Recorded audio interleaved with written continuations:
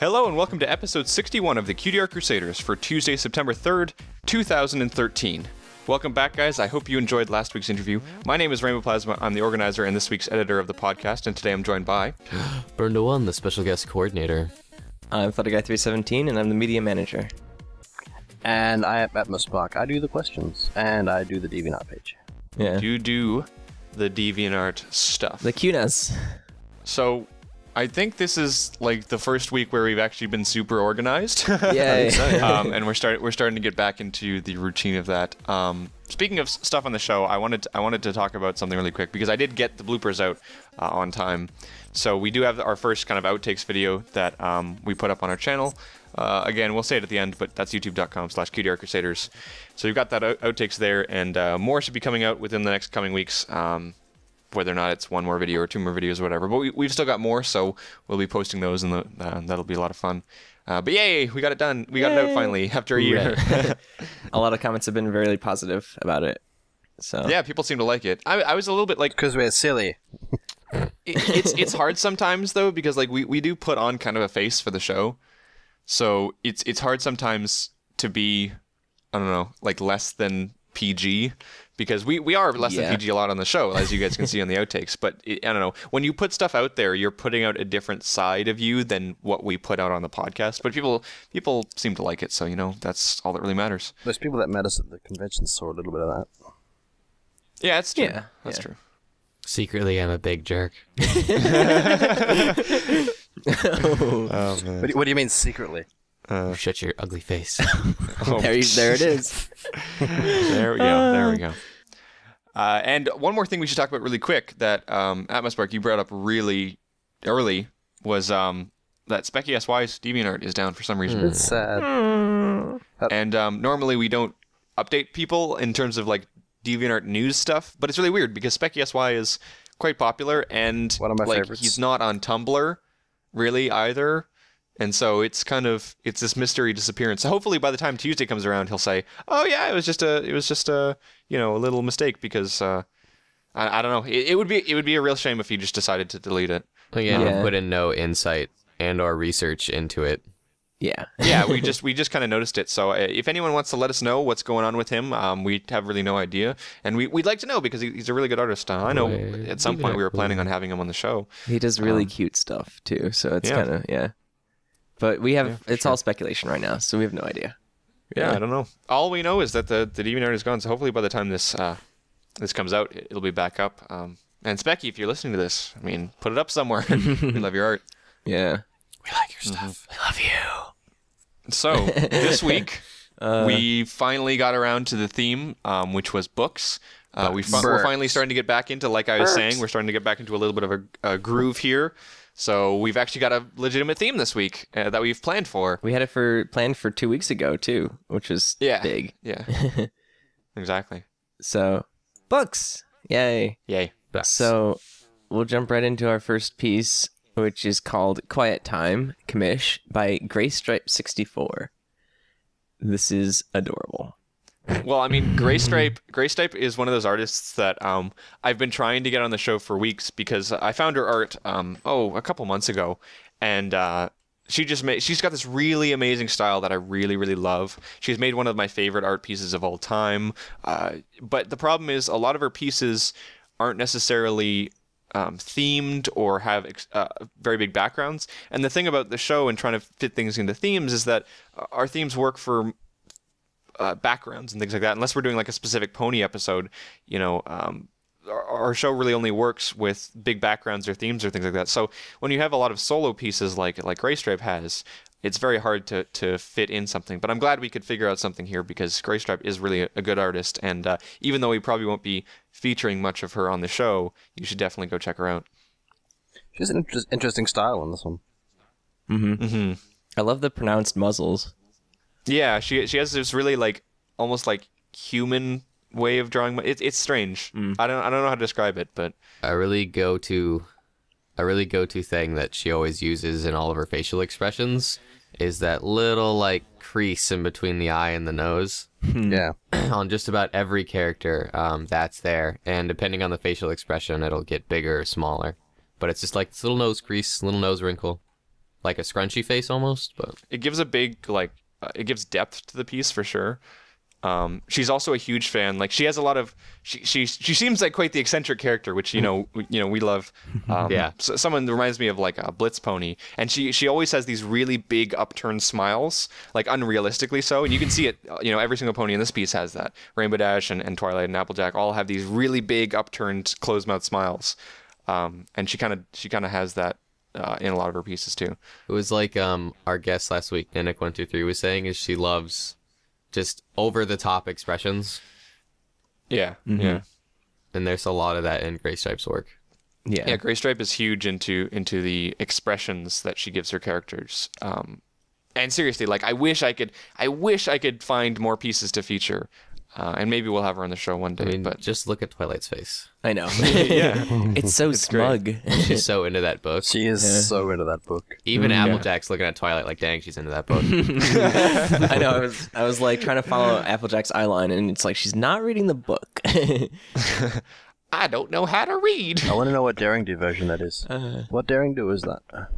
Is that the next one? I don't know, but the picture looks like it's upside down. Does the picture not look like it's upside down? Yeah, a little bit. Daring Do and Murmur. Yeah, Daring Do and the Adventurous. Yeah. I swear though, I can't be the only one who thinks that picture's upside down. Yeah, no, I think it is too. Like when I looked at it, I was like, is she holding the book upside down? But then the spine's okay, and then I don't know. I think she might be reading that book upside down. Oh man. Yeah. It's just squiggle bloops of like brushwork if you like make it huge. Just squiggles. Yeah. There was something that I noticed about Graystripe's pieces that is something really important for a lot of artists to understand is that when you take a look at a lot of these close pieces, when you look at them far away, they're always like these super smooth, pieces that look really great and whatever, but if you do it with any of the artists here where you zoom into their pieces, if you look at the individual like brushstrokes of what they're doing, it's very messy and very just blip blip blip. But because the person knows what they're doing with the line art and they go over it and they've got these great expressions, you tend not to notice it. And I think one of the easiest things for a new artist to do is to look too closely into those details and go, oh, my lines aren't perfectly smooth or whatever. And that's not what matters. You get some artists like, God, was it? It's Alexander Art, I believe, who just like, his line work is so ridiculously pristine and perfect down to the finest little detail, but he puts so much work and time into something like that and uses like special programs and brushes too. But something like this, I mean, it looks like it was made in Photoshop without a stabilizer because all the lines are wobbly, like messy, thrown over things. And there's a very like handcrafted sense to it, which actually is like really nice even when you look at it up close because it's more about her handwork and like her line work and line thickness and width and whatnot. And again, it gives it kind of personality, even though it's not like vector perfection. Yeah, I think that's the biggest part of Graystripe's work is that personality. And the most amazing thing is even in pieces where the expressions aren't too extreme or they're doing something, that's not super happy or whatever, I just get this feeling that this artist is just super happy to just like be alive. And, she was at BronyCon 2013 but like even all of her pieces just have this sense of like, yeah, maybe it's not perfect, but I had such a good time making this and I hope you have a good time watching this. Do you like it? Because we could be friends. And it was just like, I just want to be your friend. I don't know what it is, but I don't know. Yeah.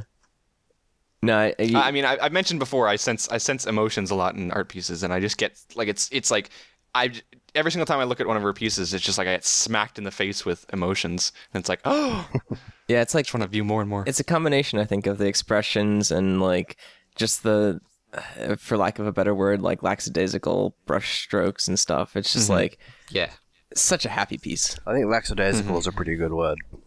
Yeah, I would go for that word too. I do like the shading too. A little thing I noticed is she really likes hard shading on things like eyes, ears, arms, and like those hard edged shadows cast by the characters. But she also uses like textured brushes for some shading. Like if you look at Twilight's hair, it's all textured. And it's the same. And if you look at the shine on the left side of Applejack's face, the little highlight marks are done with like a textured brush. So she's like, I think what it is she uses hard shading for the shading, and then for the lighting she uses a soft brush. Yeah, she's like mixing in different feelings of stuff, which is Actually turned out kind of cute. And one more thing, the one last thing that I wanted to point out, which I point out every single time we have any art piece, look at the background. Is that a super detailed library? Those books are literally blobs. But Blob does it books. matter? No, because you're not looking at the books. Well, we are in this episode because it's our theme. Yeah. Right, but you know what I mean. So, it's not the focus of the piece, you know. Mm-hmm. It's so important that you figure out the focus, because you'd never look at those books. You look at one pony face, or you look at the other pony face, and there's a third pony face. You know, I feel like sometimes on the show it's like, we've made this point before. Like, look at those books. Those books suck, and that's good. We like sucky books here on Cutie Art Crusaders. I like it. Yeah, no, the background's actually really cute. I like the curly Q things behind them. Yeah, just me. it's so simplistic. It reminds me of like old child cartoons or whatever, where the backgrounds were just blobby. And yeah, like a simple. Is books that, are wait, good. is that not the most? I just noticed this. Is that not the most comfortable looking couch ever? Yes. Like it's perfect for lying down. Are you talking about the couch or Twilight? Because I get it. Twilight's a Well, I pillow, wouldn't it's get a to be on difference. that comfortable couch right now. now Well, that that's Twilight creepy. has wings, she's so much more comfy. Oh, yeah, she has wings. Twilight corn, yay! Yeah, wings. Princess Yay. Twilight. Speaking of wings, Now that I've come to terms with it over almost a year. Just Yeah. kidding, Yeah. it's half a year. yeah, speaking of Almost which, a year. No, you don't get to transition. Look at Okay. their ears, they're fuzzy. I know. How dare you stop my transition with fuzzy You're ears? so cute. I'm done now. That's Okay. it. I was waiting to bring it up. So speaking of wings, nice transition after Burn completely stops me. But this next piece has some beautiful wings, and it's called Bibliophily. Bibliophily. I read that as Bilboophilie first. Nice. By Bilboophilie? Panda. Oh, goodness. So yeah, I- this is a nice I piece. can't see It's the a very nice hosts. piece. You can't see any habits. I see a spike butt. Uh-huh. He's hiding He's down there. sleeping. I didn't notice that before. There's There also he an is. owlicious on a branch. And those wings are fantastic. Yeah, they are. I like the So wings. majestic. So who picked this piece? Who's going to talk about it? I picked it. I just thought it was pretty. Yeah. The first thing that caught me was like the colors. It was very warm, very autumn-esque, because we were looking for an autumn piece, and I was going through my gallery, and I was like, hey, this is kind of like autumn colors, and that's what we're looking for. And we thought of the theme books, and I was like, oh wait, I know a book theme, because I remember this one, which is in our library. One of the main things that I wanted to bring up about it though was how, again, like we mentioned in the last thing, everything's super loose, super sketchy.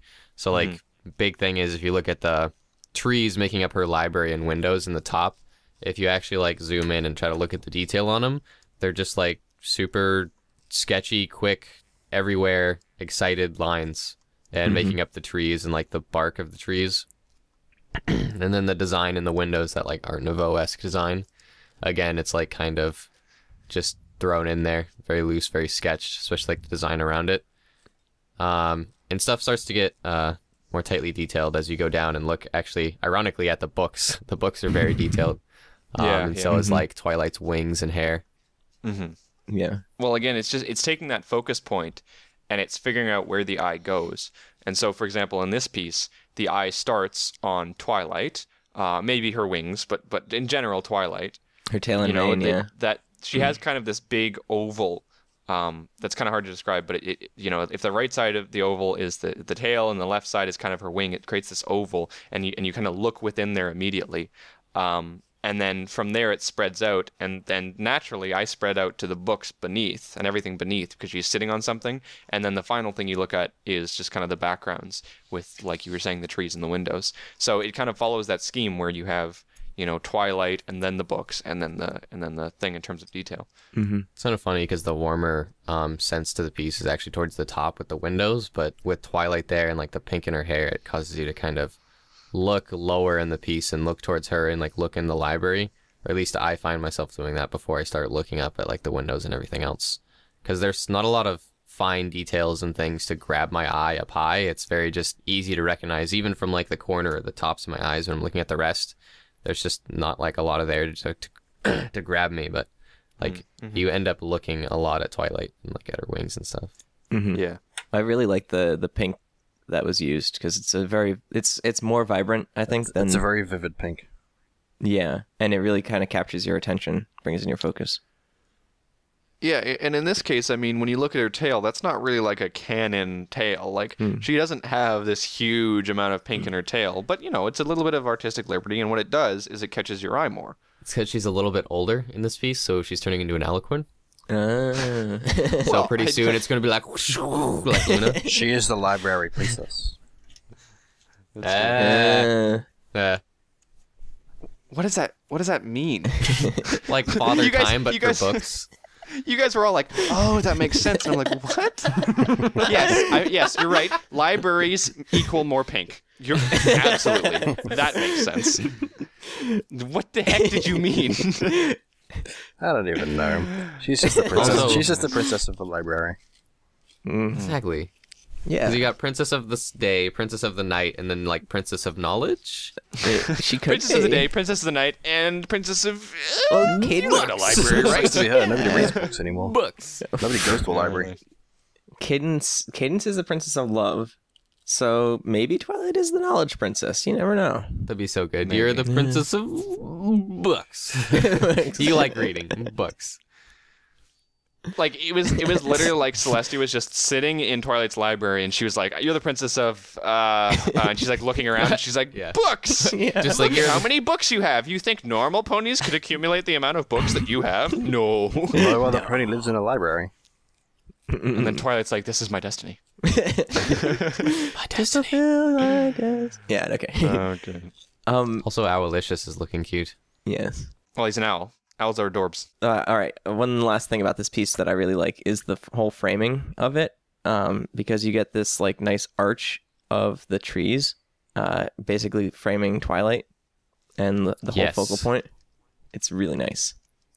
I like it. Hey, good point. Yeah, that's awesome. 1 point to Flutter Guy. Yay! Yeah, 1 point to Team Flutter Guy. You get 1 horse point. Also, if you like the little designs in the windows and stuff, I do. mentioned the word before, but it's very Art Nouveau-esque. Yeah. You can look up Art Nouveau if you want. But No, you should tell us all the about it. things, like in the designs above the books in the window. Is it That's anything like haute couture?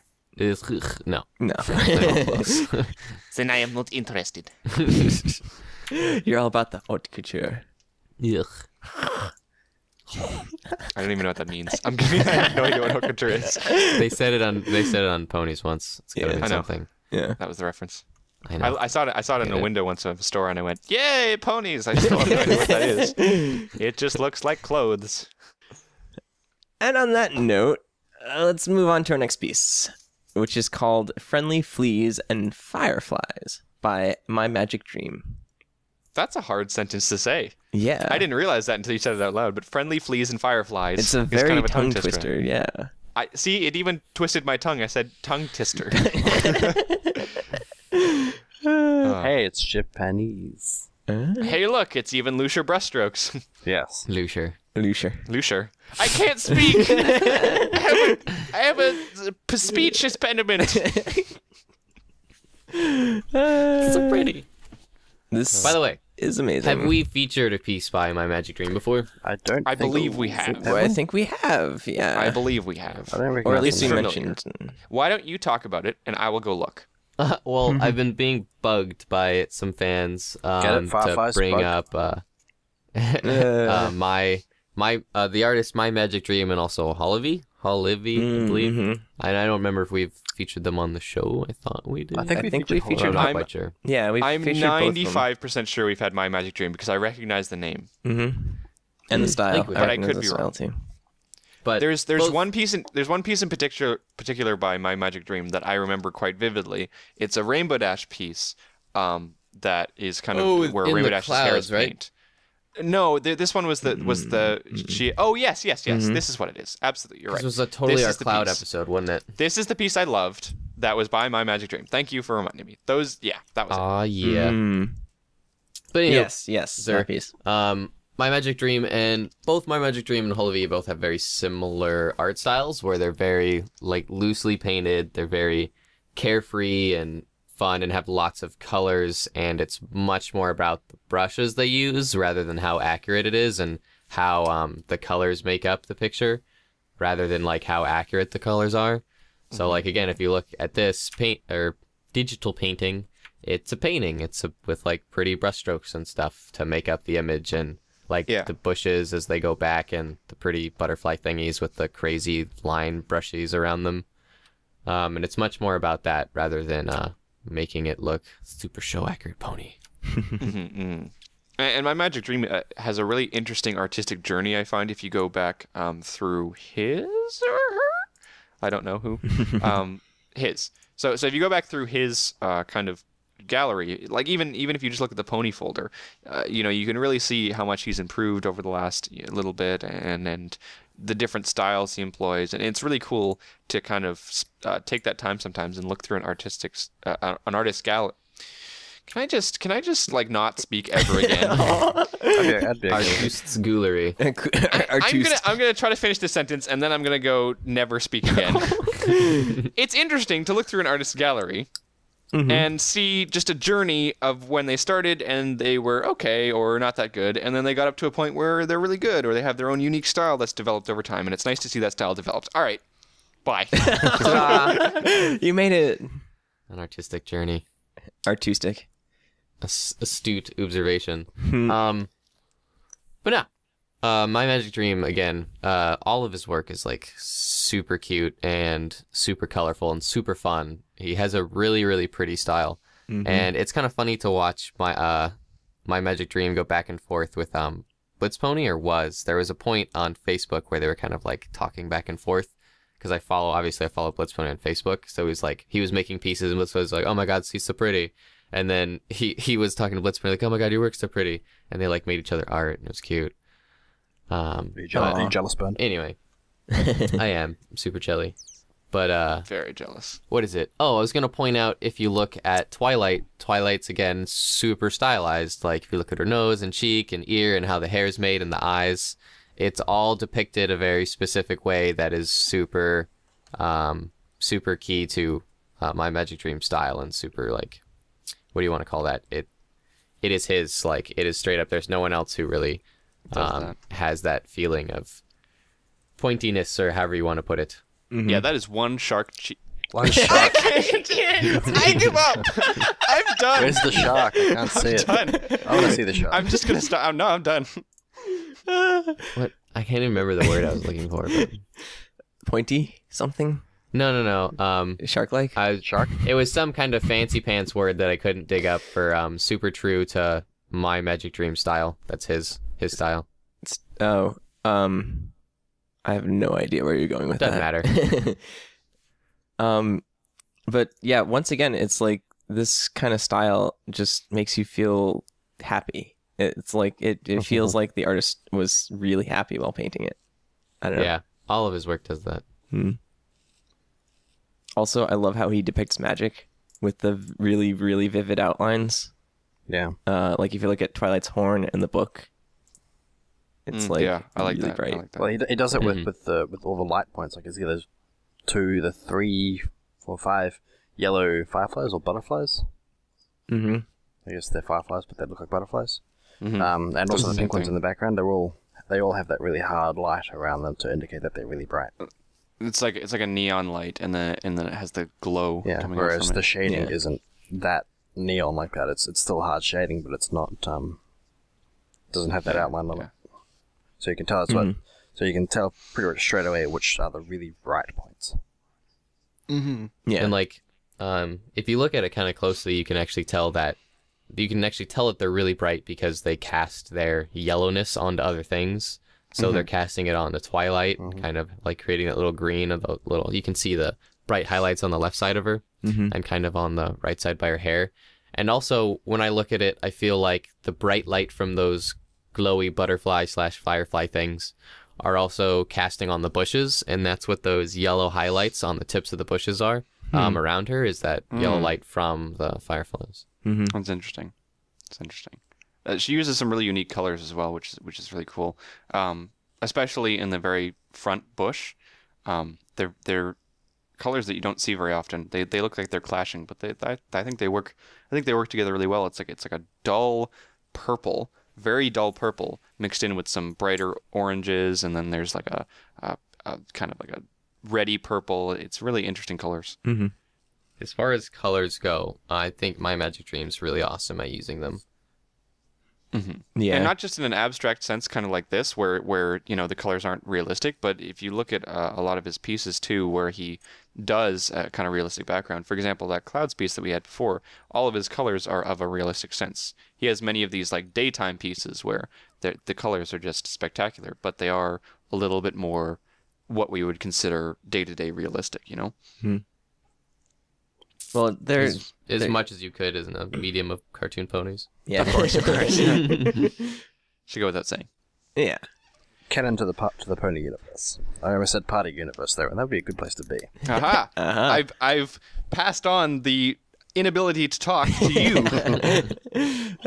Good. How do I give it back? I don't want it. No tags back. Hmm.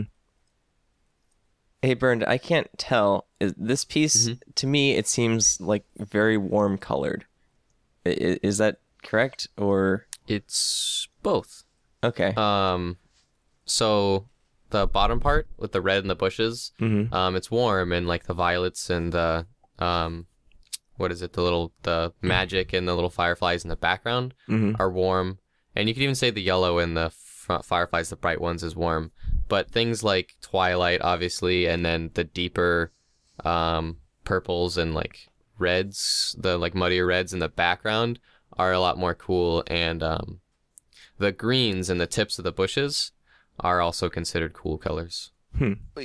I think that the really interesting thing is that when you look at certain colors, out of all of the different colors, when you transition around the entire color wheel, when you hit purple, purple's got a very unique property in that, you know, and a little bit in green too, but mostly purple, where it can be warm and cool, and the transition between it is not very black and white. You know, it's a very smooth transition, and you can get some really warm purples and some really cool purples, and a lot of different in-betweens. And it's really interesting. The other one that I mentioned was green, and you can see a lot of green underneath the yellow in the piece, which is an interesting touch. Yeah. I wouldn't say this is entirely warm colors, but That's the awesome thing about color theory in general, is that there is no true like this can be warm and this can be cool, because colors can change feeling or temperature depending on the colors around them. So something can seem more cool if it has warmer colors around it. So you can have a distinct shade of like purple, like you said, is a very good one, or violet. But if you have a cool color next to it, it'll seem much warmer. And if you have a warm color next to it, it'll seem much cooler. It's that thing of if you have a little bit more extreme color or a color more on a warmer end, if you put another more neutral color next to it, that color will seem more on the opposite extreme, if that makes sense. So this piece is, again, both warm to cool, where it's more warmer on the outside and seems cooler on the inside. But the reason why the inside of the piece seems so cool looking or cool colored is because of the warmer colors on the outside, if that makes sense. Well, there's also an interesting thing that happens sometimes when you get a piece that's very heavily overlaid with colored light. For example, in a sunset. So if you have a pony such as, let's say, Rainbow Dash, because she has very cool colored coat. She has the blue. I doubt anyone would look at that and go, yeah, that's a warm color. But so if you put her in that environment, and then you cast a very strong warm light over her, the entire piece can still feel warm. In comparison, she might be cool compared to her surroundings, but she still feels warm because of the light being cast over her. So it's a really interesting thing. Like you said, nothing can really ever be said as truly cool or warm, because someone can be blue but still have that, you know, that warm feeling to them. Sure. Blues are fun too, because blue, when you think blue, is like naturally a cool color, but there are certain kinds of blues, like really rich turquoises and like phthalo blues and stuff, that can actually feel super warm. Strangely enough, I think like a deep navy sometimes can look warm, especially in like a night piece. Yeah. If you have like overlaid with maybe some pinks or something, it's more borderline like a dark blue purple kind of. I think that kind of borders on warm. It's funny because back when we were doing our color episode and stuff, I would tell people to go, like, if you're interested, go look up, like, what's his name, artist, Homage to the Squares. But I remember the name of the book, Homage to the Squares. And actually, when I took you guys to the Portland Art Museum, one of the pages from his, or a couple pages from his book, Homage to the Squares, were actually there on display. But the point I was trying to make is actually, like, in those books and stuff, where he has a specific color, and he'll put a cool color around it, and it'll seem warmer, and then vice versa. And he talks a lot about just the properties of color and temperature of color in, like, his little book and stuff, Homage to the Square. It's cool stuff.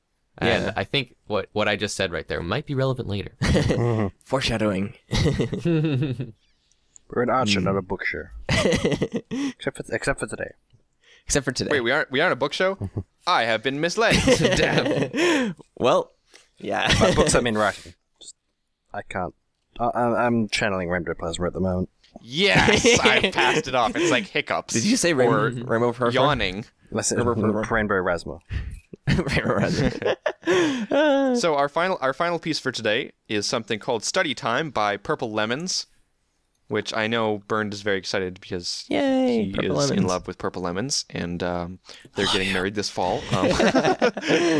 She's not true. But what about your Alaskan babies? We're meant to be. From Alaska. Purple Lemons.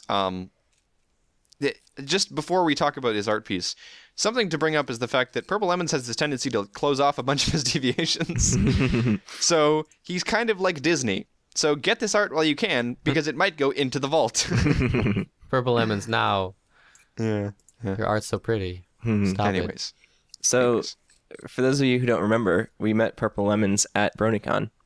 Yes. And I actually bought a piece from him, and it was really cool. He made me a birthday gift. Yay! It's really pretty. Yeah.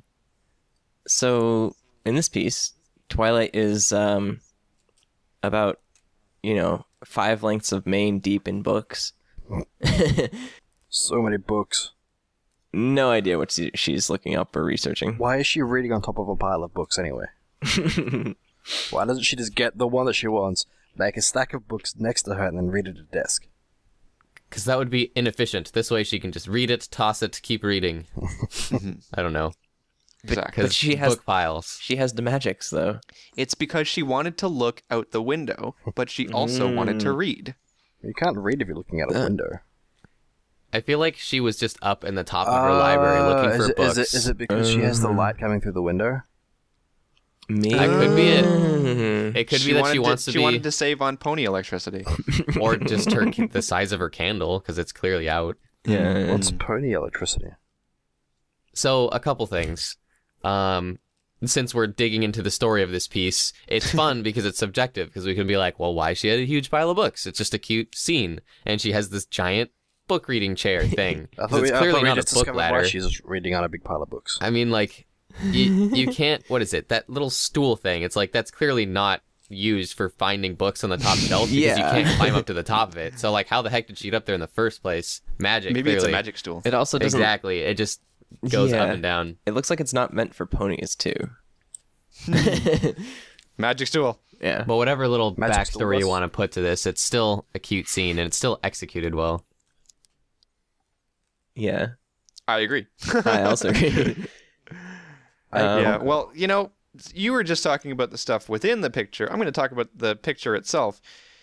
Vertical composition. As an editor, it annoys me, but I feel like this is, and with a Bibliophilia before also had vertical composition, but in both those pieces, it really helps out with the entire piece because this piece is a lot about the height of the piece. She's sitting up on this giant stool with this big pile of unstable books. Her library is a very vertical thing, so it really helps the piece that it is a vertical composition, because if this kept going until it was whatever 16 by 9, and you saw the rest of the library, she'd not only be a very small part of the piece, but it wouldn't be quite as much as the focus, and the progression of your eyes would be broken. That line that you draw with your eyes as you're looking over the piece would be broken. So it's really important that no matter how much you complain about it, it's a good idea to have these vertical compositions sometimes. If you're going to have, the only thing that I complain about is if you're going to have a horizontal composition, you might as well make it 16 by 9. Like, I've seen some pieces that are just like random. For example, our first piece, Quiet Time by Gray Stripe, is just random numbers. Well, art isn't always an aspect ratio thing. Art Like, isn't always the 16 only by reason 9. aspect ratio exists is because, one, it's easy to view, and it's not even that it's easy to view. It was because film dictated that, and how it was easy to make film, and then they just met halfway in the middle between photography and then video film, and we're just like 16 by 9, that seems good. Yeah. And then we stuck with it. There was no exact number or science behind it. It wasn't that it was the most easily viewed thing ever. If you want to say the most easily viewed ratio is the golden ratio, if you want to get super exact, but that's not 16 by 9.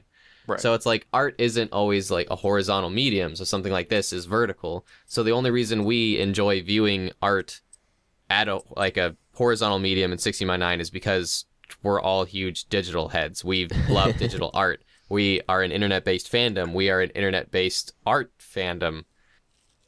The portal in which we view these things is all Exactly. Yeah. Exactly. I mean, And if, it's and like I was trying to say, you know, if you have a vertical composition, as much as it's annoying to edit with, you know, it serves a certain purpose because it does have reasons behind it, and people shouldn't go, oh yeah, no, I'll just make it 16 by 9 for everything I do, because vertical compositions and other things like that are very important. There was always those examples where they're like, it was like 1920 by 1072. Yeah. It's like, what? I wanted to play the devil's advocate of like, even though the portal in which we view this art is 16 by 9 and is more pleasing in a horizontal ratio, I mean, art always isn't like conventional of how it should or shouldn't be because of the difficulties it gives us or whatever, because we're a podcast. Another reason why people have and wallpapers. another reason why people have Oh, yeah. different aspect ratios is for print. If you're going to print something, it's not going to be 16 by 9. Print isn't 16 by 9. yeah, that's true. And You especially can make it framing. 16 by 9. Like, there's all these pretty prints I have, but they don't fit into conventional frames. It's like, blah. I know, like so many prints from. That's why I made like a Brony. collage on my wall. That I just made them all fit together. Like That's why I a little use collage. float frames. That's why when I got my piece that Andrew Libman signed, I made sure it was an A4 size because I got a frame for it. Well, it's not actually A4, it's just weird American size, but it fits in an A4 frame.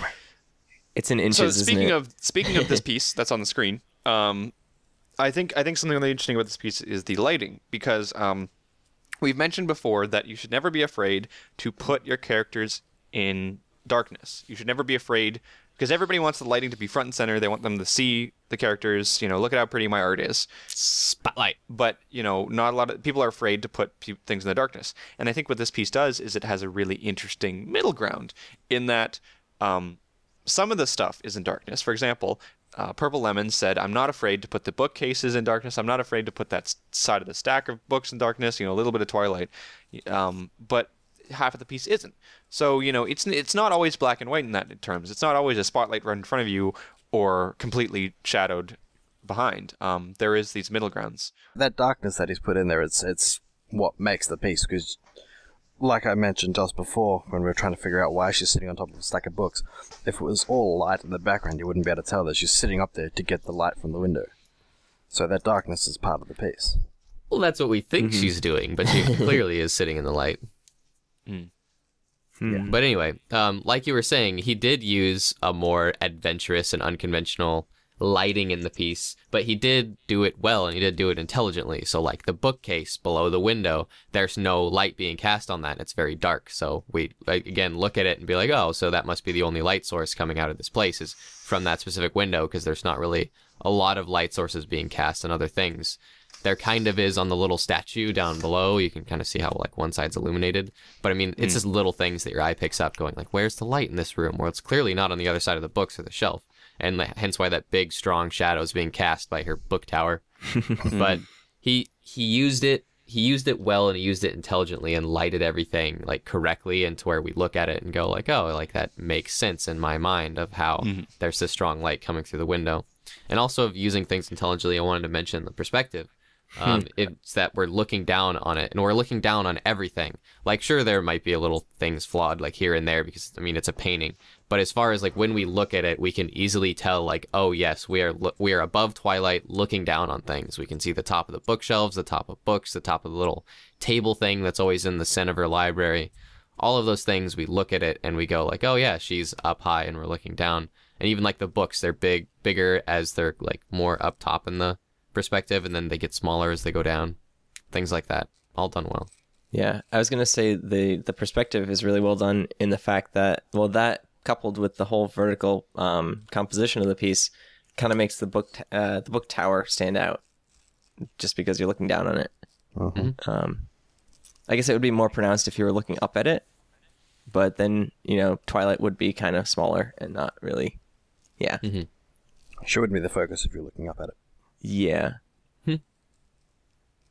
But All right. yeah. Well, that's all of our art for this episode. There's a couple more pieces that I think they're people should cute. go check out from our favorites folder. They're cute.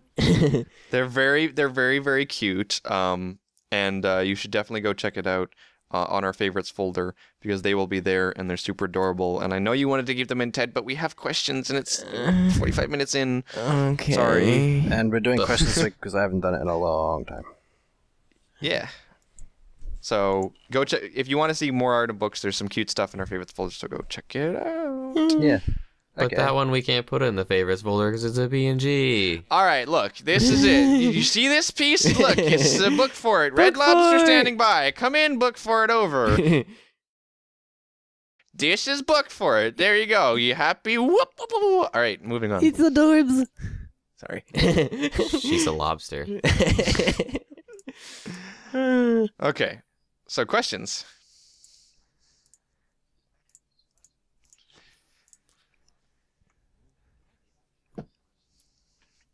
Yay, Bless. organization. Yay.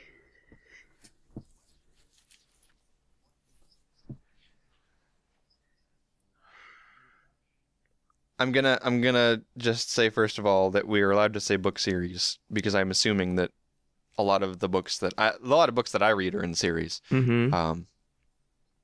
So I guess I'll go first. My favorite book series of all time was the Warriors series. It's a series about cats, but I think it's written really well. You either like it or you don't, and there's a pretty big following on DeviantArt, which is cool. But yeah, I've always liked the Warriors books. Huh. Yeah, Yeah. it's a really cool series. It's really long too. There's tons of books.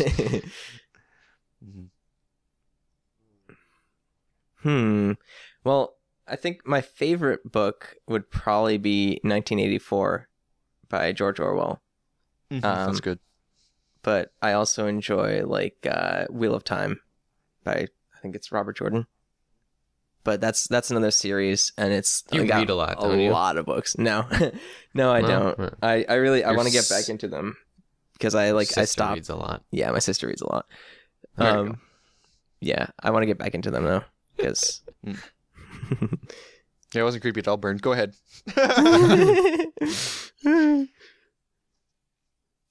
Who, me? Yeah. Do you read? I Do you I even... don't inherently read, but I did read a little when I was younger.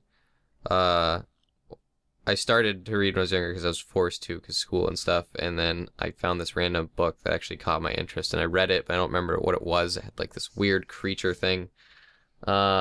But Well then. and there's another series of books that I read after that I actually like was interested enough to like pick up the other versions, so I read like a 3-book series to it. And I have no clue what it's called, but it was about these adventures of bats, like fruit bats. Yes. Yeah. Okay. I know what it is. That's Silverwing. Yeah. That's Yeah. So there was like the fruit bat thingy, and Silverwing, it was... Firewing, and Sunwing are the three books. Yeah, I read those, and that was like the only series ever in my history of life that I ever read. Wait, Silverwing, Sunwing, and then Firewing. I Yeah. think. Yeah. And it was like adventures of fruit bat, and he like Yes. met other bats and like mean No, bats. it was a and, really like, good series. It was a really good bats. series. Yeah. It was cute. Yeah. Is that and they where were, your like, whole Testing in like laboratories is cool. Yeah, that was one of the series. That was one of the series. I had a lot of books about animals when I was a kid, like animals having adventures. As a Now kid. that I think about it, like maybe that's why I like bat ponies so much. yeah. Maybe, yeah. I was gonna ask, is that where your bat obsession came from? And... I don't know. Maybe. No, No. Batman sucks. No, I'm kidding. Batman's funny because his voice, but I don't know a lot of comic book stuff. I don't know what you're talking about. I don't know comic book Batman. I just know guttural voice Batman. All I do is change my voice slightly. Nobody knows who I am. No. Miss Bark, how about you? You've been delaying all this time. I've been trying to think of a favorite. I've read lots of books and lots of book series. If I go by just the book that I've read the most amount of times, it's probably the Hitchhiker's Guide to the Galaxy series. Yes. Which is a trilogy in 4 parts. Oh yeah, I would say that Isn't you're. it? Yeah, you would be. Yeah, that makes I sense. haven't read it, but my friend really, really loves it. It's the book is amazing. It's like I said, it's 4-part series. For those who don't actually know, Right. no, it's not just the one book. And I've read that more times than I can count.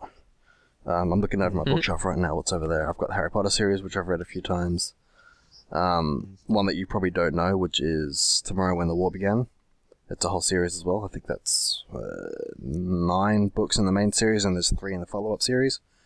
That's by an Australian author. It's one of those. It's kind of like I can't remember what the name was.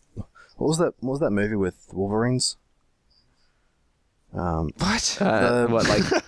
Like X-Men? No, Wolverines. not Wolverine. Wolverines. It's it's a bunch of kids that happen to be stuck out in the bush when their country gets invaded, which happens to be Australia, because it was very Australian. It was like what you're talking about. Red Dawn or something. Red like Dawn. that, That's maybe. it. Yeah.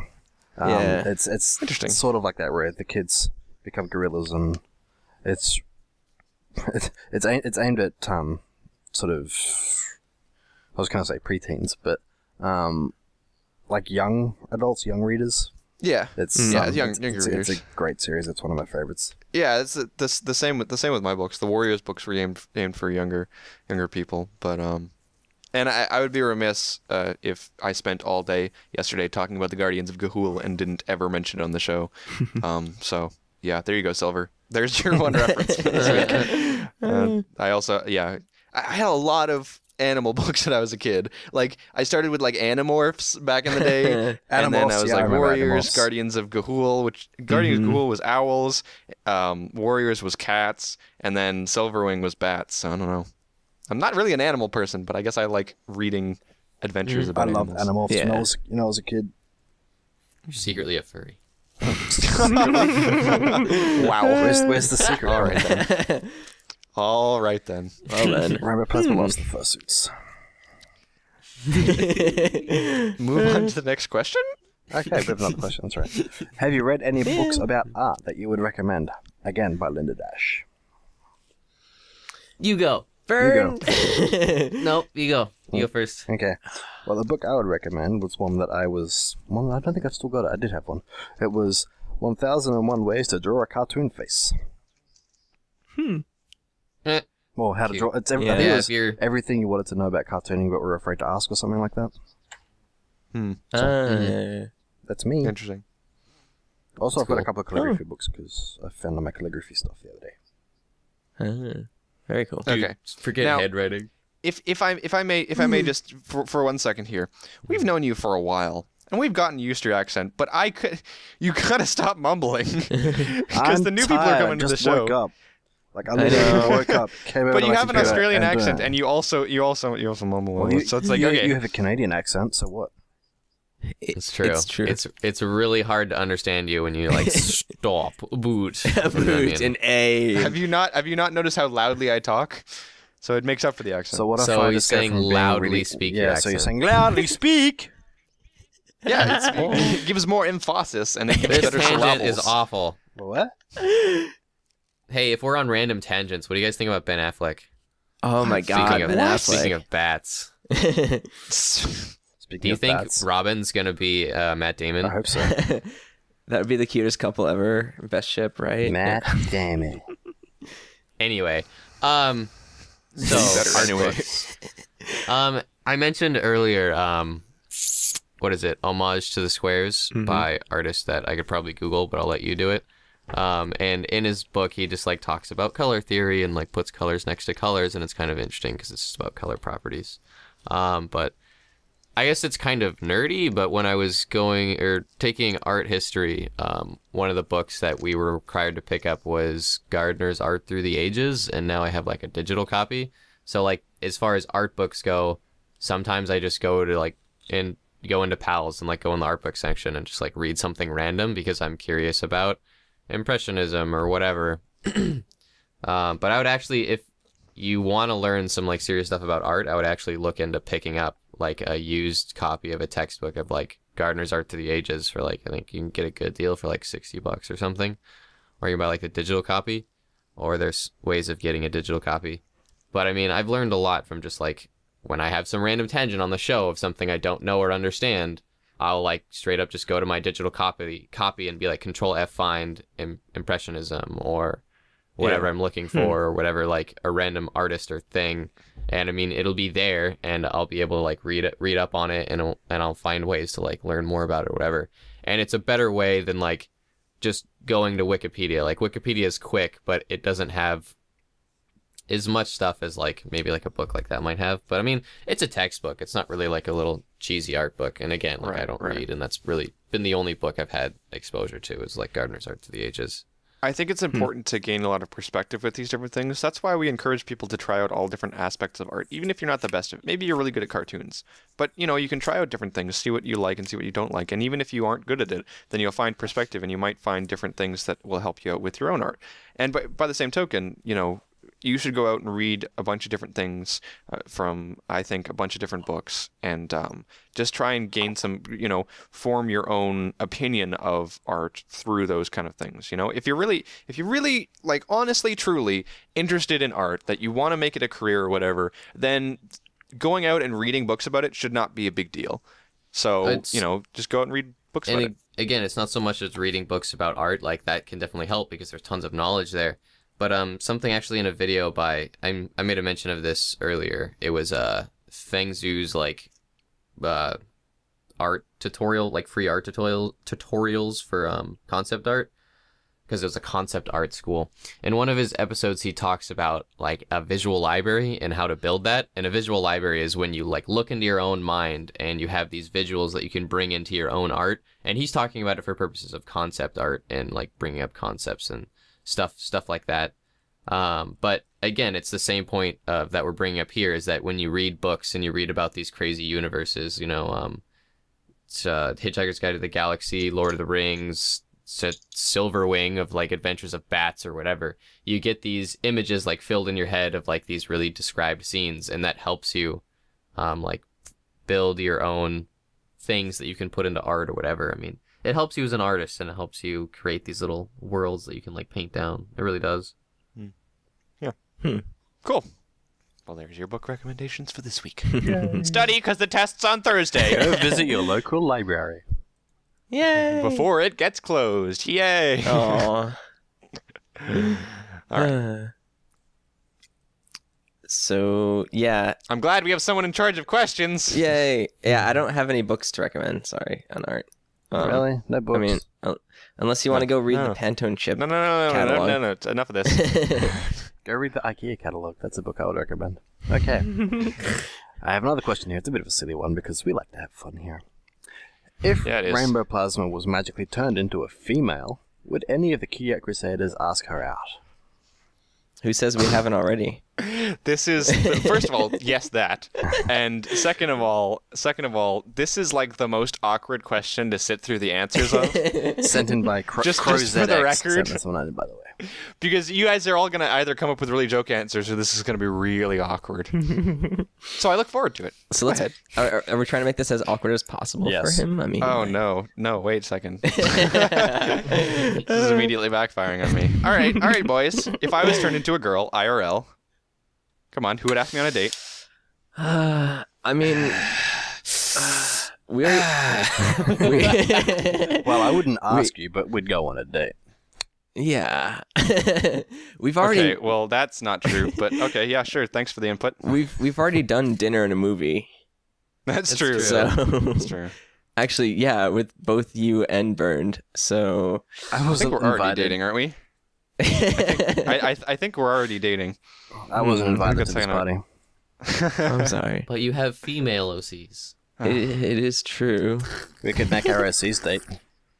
So I'm going to take that as a no on all fronts. Well, it's like I just don't think we'd make a good couple. I just feel like we've had this discussion before. We would not make a good couple at all. I feel like if you did get turned into a girl, like with your demeanor and like your leadership qualities of and you turn that into like a female like race like aspect, it just wouldn't be good.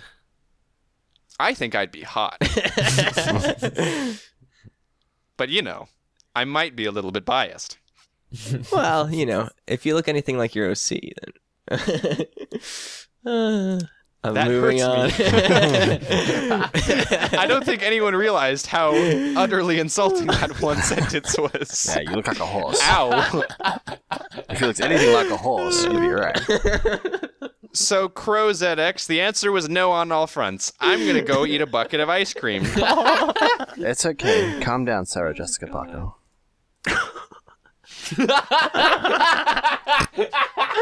Oh God! That was way too funny. Okay, so I'm gonna stop plugs unless anybody else has anything to say. To humor you, I would ask you out. Oh God! But is that like a pity date? Yeah. My face right now is so disappointed in every single one of you. Well, we're running overtime, so I'm gonna start plugs. Yay! I'm sorry, I don't date horses. I'm going to sit here and be sad. Love you. Oh. Okay, so we have a DeviantArt page, which is cutieartcrusaders.deviantart.com. Go there for anything that we haven't featured on today's episode that we wanted to, like some of the other book stuff that we mentioned. Also, our own individual pages are on there as well, so if you want to find us individually, you can from there. You can send us anything you want to on the DeviantArt page. I monitor it, so I'll be the one responding to it mostly. An email account as well, which is cutieartcrusaders@gmail.com. If you have any questions you want to send in about the future episodes, about us individually, if you want to make Rainbow players more embarrassed or angry, something like that, just like we did today, it's great fun. Send it all into the... I don't know what you're talking about! As he's like knee deep in cookie dough ice cream. Knee deep? What am I using with my feet? No, you face first down, so like your whole body. Oh, that's why nobody will date me, because I eat food with my feet. Right, that's it. All right. Okay. Maybe it's just that you have like spoons for feet. This is weird. Rainbow Nobody foot draw hands. this. Okay. Spoon feet. Spoon feet. All right. So if you're sending something in the email, please put what you're sending us in the subject line, just so Gmail filters it out for us and organizes it nice and easily. Yeah, that's it for me. Social media, please.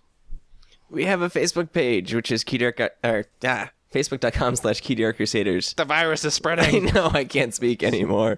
You can go there, give us a like. We'll post on the day of our stream, when it is, what it is, etc., etc. We have a Twitter, which is @CutieArtCrusade. Up-to-the-minute information is there, along with like when our stream is and reminders and stuff.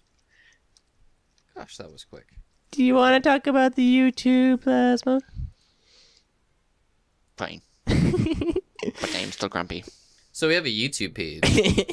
Get off of my turf, you insulting little... So we have a YouTube page. That's youtube.com/CutieArtCrusaders. As I was mentioning, we have outtakes up. Woo! Someday, someone else besides me is going to do something for that channel, I swear. Mm-hmm. I could film my everyday life and put it up. Oh, dear God, no. I was at a horse farm the other day. Just keep a lookout for new stuff. We're gonna be posting new stuff eventually, I assume, guys. Guys. It'll be up there We're gonna eventually. be posting more stuff, and at the very least, we're gonna have more outtakes up either this week or the next week or whatevs. So yeah, look forward to those in the future. And I guess that's everything. We need something for Burn to say in the plugs more often. So I have to transition out of myself. We don't have our theme picked out right now, but it'll be on the screen because we're gonna find out what it is now. There, now. Yeah. Make it all flashy and rainbow colored. Yay! And like spin around and do like pirouettes and or stuff. we might have a guest. I guess. Maybe. Right. But It might be a guess. okay, enough of this guess. Okay, look, here's the deal. And everyone's going to listen to this for the future of everything, and this is the reason why we have to stop mentioning this. We're going to plan themes, but if suddenly we get a guest, then that will just supersede the theme, and the theme will go to next week. We don't need to mention it every single week that, we might get a guest, therefore. It's just whenever we have our next theme, it will be that theme. Okay? Yep. That might be this week. That might be next week. Whatever. That's what it means. We're all good? We're all good with that? We don't have to mention that just in case. Anyway, yeah, okay. Well, good. Cool. Thanks for watching this episode. Yay! I'm extremely depressed. And I'm gonna go eat some ice cream. So, yeah, that's fun. Someone draw him eating more ice cream. Thank you guys for watching, whether or not you're on YouTube or the live stream. We love you all the same, much more than any of the other people on this show, apparently. It's true. My name is Rainbow Plasma. My name is Rainbow Plasma. I'm Brundle1. I'm Flutter Guy 317. And I'm Atmel Spark. Whoa. Wow. That was a weird accent. Jeez. And we'll see you guys next week. Why Twilight? Bye. I'm the princess of the night.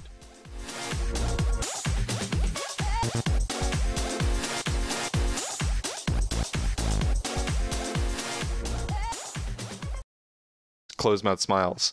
And she kind of has that in a lot of her pieces too. It was like our guest last week, Nick123, was saying is she loves just over the top expressions. Yeah. Yeah. And there's a lot of that in Gray Stripe's work. Yeah, Gray Stripe is huge into the expressions that she gives her characters. And seriously, like I wish I could find more pieces to feature. And maybe we'll have her on the show one day. I mean, but just look at Twilight's face. I know. yeah, It's so smug. She's so into that book. She is so into that book. Even Applejack's looking at Twilight like, dang, she's into that book. I know. I was like trying to follow Applejack's eye line, and it's like she's not reading the book. I don't know how to read. I want to know what Daring Do version that is. What Daring Do is that? Is that the next one? I don't know, but the picture looks like it's upside down. Does the picture not look like it's upside down? Yeah, a little bit. Daring Do and Murmur. Yeah, Daring Do and the Adventurous. Yeah. I swear, though, I can't be the only one who thinks that picture's upside down. Yeah, no, I think it is too. Like, when I looked at it, I was like, is she holding the book upside down, but then the spine's okay? And then, I don't know. I think she might be reading that book upside down. Oh, man. Yeah. It's just squiggle bloops of like brushwork if you like make it huge. Just squiggles. That'll be a lot of fun. But yay, we got it done. We got it out finally after a year. A lot of comments have been very positive about it. So Yeah, people seem to like it. I was a little bit like... Because we're silly. It's hard sometimes, though, because like we do put on kind of a face for the show. So it's hard sometimes to be, I don't know, like less than PG, because we are less than PG a lot on the show, as you guys can see on the outtakes. But I don't know, when you put stuff out there, you're putting out a different side of you than what we put out on the podcast. But people seem to like it, so that's all that really matters. Those people that met us at the convention saw a little bit of that. Yeah, it's true. Yeah, That's true. Secretly, I'm a big jerk. Oh, man. What do you mean secretly? Shut your ugly face. there it is. There we go. There we go. And one more thing we should talk about really quick that Atmospark, you brought up really early was that Specky SY's DeviantArt is down for some reason. It's sad.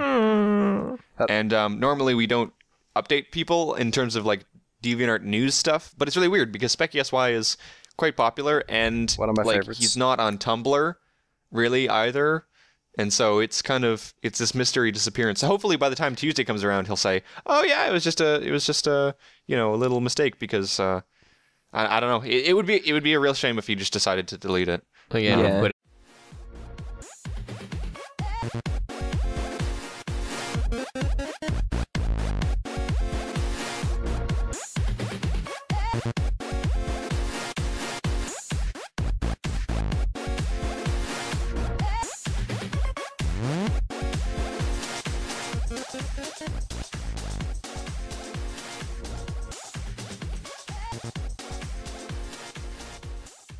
Hello and welcome to episode 61 of the Cutie Art Crusaders for Tuesday, September 3rd, 2013. Welcome back, guys. I hope you enjoyed last week's interview. My name is Rainbow Plasma. I'm the organizer and this week's editor of the podcast, and today I'm joined by... Burn to One, the special guest coordinator. I'm Thudderguy317, and I'm the media manager. And I am Atmos Spark. I do the questions, and I do the DeviantArt page. Yeah. You do the DeviantArt stuff. The cuteness. So, I think this is like the first week where we've actually been super organized. Yay. And we're starting to get back into the routine of that. Speaking of stuff on the show, I wanted to talk about something really quick because I did get the bloopers out on time. So we do have our first kind of outtakes video that we put up on our channel. Again, we'll say it at the end, but that's youtube.com/Cutie Art Crusaders. So you've got that outtakes there, and more should be coming out within the next coming weeks. Whether or not it's one more video or two more videos or whatever. But we've still got more, so we'll be posting those in the themed or have very big backgrounds. And the thing about the show and trying to fit things into themes is that our themes work for backgrounds and things like that. Unless we're doing like a specific pony episode, our show really only works with big backgrounds or themes or things like that. So when you have a lot of solo pieces like Graystripe has, it's very hard to fit in something. But I'm glad we could figure out something here because Graystripe is really a good artist. And even though we probably won't be featuring much of her on the show, you should definitely go check her out. She has an interesting style in this one. Mm-hmm. Mm-hmm. I love the pronounced muzzles.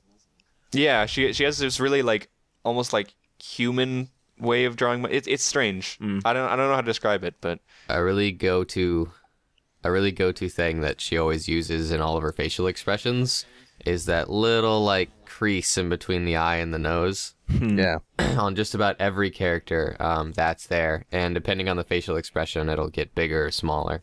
But it's just like this little nose crease, little nose wrinkle, like a scrunchy face almost. But it gives a big it gives depth to the piece for sure. She's also a huge fan. Like she has a lot of she seems like quite the eccentric character, which we love. Yeah. So someone reminds me of like a Blitz pony, and she always has these really big upturned smiles, like unrealistically so. And you can see it. Every single pony in this piece has that. Rainbow Dash and Twilight and Applejack all have these really big upturned. and no insight and or research into it. Yeah. Yeah, we just kind of noticed it. So if anyone wants to let us know what's going on with him, we have really no idea, and we'd like to know because he's a really good artist. I know at some point we were planning on having him on the show. He does really cute stuff too, so it's kind of But we have it's all speculation right now, so we have no idea.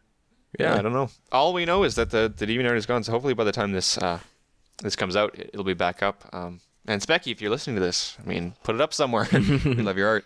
Yeah. We like your stuff. We love you. So this week we finally got around to the theme, which was books. We're finally starting to get back into, like I was saying, we're starting to get back into a little bit of a groove here. So we've actually got a legitimate theme this week that we've planned for. We had it planned for 2 weeks ago too, which is big. Yeah, exactly. So books, yay! Books. So we'll jump right into our first piece, which is called Quiet Time, Commish, by Graystripe64. This is adorable. Well, Graystripe is one of those artists that I've been trying to get on the show for weeks because I found her art a couple months ago, and she's got this really amazing style that I really, really love. She's made one of my favorite art pieces of all time, but the problem is a lot of her pieces aren't necessarily